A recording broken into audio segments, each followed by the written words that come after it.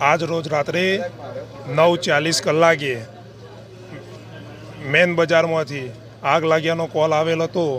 અમારો fire team ઘટના સ્થળે આવીને દેખેલ તો જે દુકાનમાં આગ લાગેલી હતી અને બે ફાયર ફાઇટર મંગાવેલા હતા, તેની સાથે ફાયરનો સ્ટાફ અને જે 2.5-3 કલાકની જહેમત બાદ આગ બુઝાવેલ છે. હવે સ્થિતિ નોર્મલ થઈ ગઈ છે, આગ કમ્પ્લીટ બુઝાઈ ગઈ છે. આજુબાજુની બંને દુકાનોમાં પણ નોર્મલ છે, કોઈ જાનહાનિ થયેલ નથી.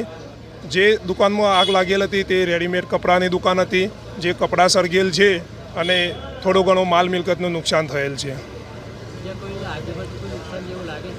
ના, આજુબાજુની દુકાનોમાં કોઈ નુકસાન નથી. દુકાનમાં કોઈ માલ બચ્યો એવું તમને લાગે છે? ના, દુકાનોમાં કોઈ માલ બચેલ નથી, બધું સળગીને સાફ થઈ ગયેલું છે. હા, 2 ફાયરની ગાડીઓ હતી, તેની સાથે પાણીના ટેન્કર પણ મંગાવેલ હતા અને 2.5 કલાકની જહેમત બાદ આગ કાબૂમાં આવેલ છે.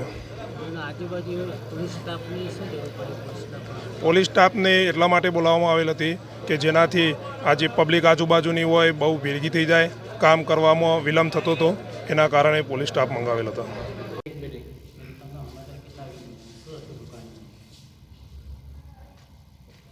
શું નામ કાકા તમારું? ઉસ્માન ગની મેમણ. જે તમારી આ બજારમાં દુકાન સળગી એ તમને કેટલા વાગે સમાચાર મળેલા હતા? આશરે 9 વાગે. તમારી દુકાનમાં કેટલું નુકસાન થયું હશે? આશરે ₹1,00,000 તો ખરું જ, અને ગ્રાહકના 15,000 રૂપિયાના બીજા સિલાઈ કામ માટે કપડું આવેલું હતું. એ બજારમાં તમારી જે દુકાન હતી એમાં શું હતું? કાપડ હતું. આશરે માલ અંદાજે કેટલો હશે?